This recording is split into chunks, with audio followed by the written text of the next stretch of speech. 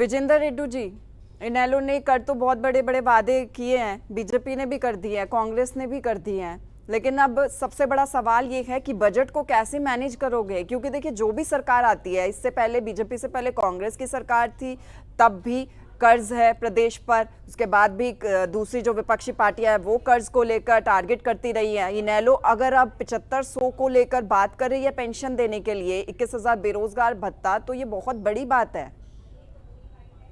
नहीं श्वेता जी, कोई बड़ी बात नहीं है इंडियन नेशनल लोकदल पार्टी की। यदि किसी की नीयत अच्छी हो तो वो सारे काम किए जा सकते हैं। देखिए बड़ी बात इसलिए भी हम कह रहे हैं क्योंकि देखिए कांग्रेस ने हिमाचल प्रदेश में वादा किया था पेंशन देने का, लेकिन हिमाचल की आर्थिक स्थिति क्या है वो आप देखिए, हम सब जान रहे हैं। और हरियाणा को भी अब वही पेंशन को लेकर अब आगे चुनावी मैदान में सभी पार्टियां उतर चुकी है, तो बजट को लेकर और पार्टी की स्थिति चुनावों को लेकर जो बजट की स्थिरता है उस पर तो सवाल खड़े होंगे ही ना। बिल्कुल, आप लोगों का कार्य है श्वेता जी, आप चौथा स्तंभ है एक स्वतंत्र लोकतंत्र के।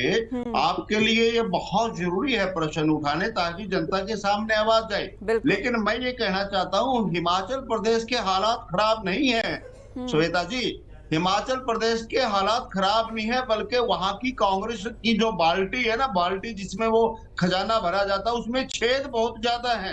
वो छेद बंद हो तो हिमाचल प्रदेश तो प्रोस्पर्स करने वाला एक टूरिस्ट हमारा प्लेस है हिमाचल प्रदेश का। लेकिन जब वो छेदों वाली बाल्टी होगी तो कभी भी पैसे में बरकत नहीं होगी और उसका जो है ना पूरा नहीं पटेगा।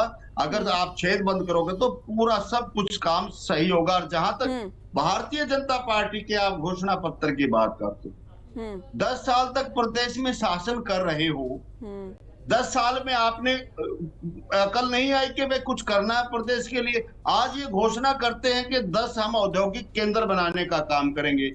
ये 10 साल क्यों खराब कर दिए हरियाणा प्रदेश के? आपने तो एक भी नहीं बनाया औद्योगिक केंद्र। अगले 5 साल में हम आपके ऊपर कैसे विश्वास कर ले? हरियाणा प्रदेश कैसे विश्वास कर लेगा कि आप 10 औद्योगिक केंद्र बनाओगे? आप 2100 रुपए महिलाओं को दोगे और 500 रुपए का सिलेंडर दोगे। वो बीजेपी का घोषणा पत्र है। इनेलो में देखिए घोषणा जब की गई थी तो इसमें यह भी कहा गया है कि अग्निवीर योजना को बंद कर देंगे, परिवार पहचान पत्र पोर्टल को बंद कर देंगे। हम आप तो बंद करने की बात कर रहे हैं। आपने लोगों से जाना कि उनको क्या सहूलियत मिली है या नहीं मिली है? आप तो सीधा चीजों को बंद करने की बात कर रहे हैं। श्वेता जी एक मिनट मैं आ रहा हूं आपके प्रश्न पर। मैं ये पूछना चाहता हूं कि ये 2100 रुपए आपको 5 साल 10 साल पहले याद क्यों नहीं आए? आपके हाथ में बागडोर थी, आज नकल करके इंडियन नेशनल लोकदल पार्टी की आप लोग घोषणा करने लगे। अब आप कहते हो हम 5 लाख आवास बनाएंगे, 10 साल में क्यों नहीं बनाया आपने? आप जो ऐसी नकली 2 लाख नौकरियां देंगे हम। भैया आपने आप तो कह रहे हो कि 10 साल में 1,46,000 नौकरियों की, आप कहते हो, खुद सरकार कहती है कि हमने 10 साल में 1,46,000 दिए। अब 5 साल में 2 लाख आप कहां से देने का काम करोगे? ठीक है, आपकी बात का जवाब ले लेते हैं। राजवीर रोहिल्ला जी हमारे साथ जुड़े गए हैं। राजवीर जी देखिए, माफ कीजिएगा, रतन शर्मा हमें कह रहे थे कि अगर जेजेपी साथ में ना आती तो बीजेपी इतने काम ना करवा पाती, और हमने ही मिलकर सरकार बनवाई है। जसपा ने कौन सा काम करवा दिया? कोई भी बजट पास करता है, वित्त मंत्री और मुख्यमंत्री जी पास करते हैं, ये क्या करवाएंगे? ये ठीक है, हमारे केंद्र सरकार का एक निर्णय था, केंद्र के संगठन का, तो ये साथ थे। आप ये बताइए, कैबिनेट में फैसले होते हैं, मुख्यमंत्री जी अगर नहीं चाहते 1 रुपया कोई रिलीज हो सकता है क्या?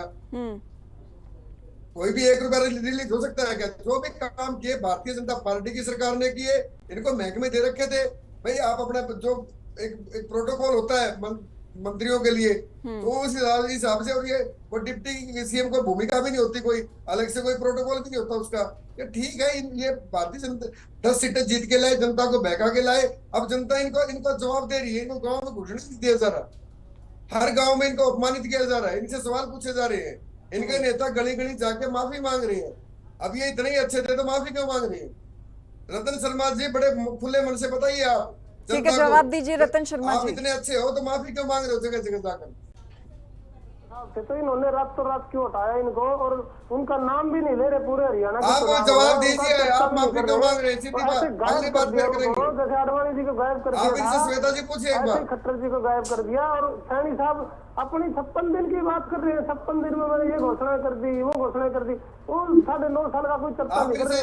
श्वेता जी सवाल से पूछ रहे हैं, वो मैं तुम्हारा जवाब उनसे दूंगा। रतन जी ये कह रहे हैं राजवीर जी कि जहां पर भी जेजेपी के नेता जा रहे हैं इनका विरोध हो रहा है। पिछली बार भी झूठे वादे करके ये लोग सत्ता में आए थे, यानी कि 10 सीटें जो इन्होंने जीती थी पिछली बार भी बरगलाने का काम किया था, और अब लोग पहचान चुके हैं जहां भी जा रहे हैं इनका विरोध हो रहा है और माफी भी ये लोग मांग रहे हैं। भी विरोध नहीं हो रहा, इतनी भीड़ इकट्ठी हो रही है दुष्यंत जी को सुनने के लिए, जेजेपी के नेताओं को सुनने के लिए। मैं आपको वीडियो भेज देता हूँ, क्लिप भेज देता हूँ। हर गांव में इतने लोग इकट्ठे हो रखे हैं, और ये भाजपा के तो नेता गांव में तो जा ही नहीं रहे। चलो शहरों में प्रचार कर रहे, गांव में जाके दिखाए। खट्टर जी का हेलीकॉप्टर आपने सबने देखा, उन लोगों ने उतरने नहीं दिया था, ये तो सर्वविदित सबने देखा था। तो ये भाजपा के अभी बातें कर रहे हैं, और ये उस बात पर बताए खट्टर जी को क्यों भगा दिया यहाँ से, उनका नाम भी नहीं लेने दे रहे, अभी कहीं पे चर्चा भी नहीं है। और सैनी साहब अपनी 56 दिन की बात कर रहे हैं, 56 दिन के बाद तो मैं जो है सत्ता में आऊंगा। वो 9.5 साल का क्यों चर्चा नहीं कर रहे? बताओ कहाँ पे भी 9.5 साल का चर्चा किया हो तो। और दूसरा मैडम मैं बताना चाहूँ, ये जो घोषणा पत्र है ये अलग चीज है, ये तो हाथी के दांत खाने की ओर दिखाने की ओर।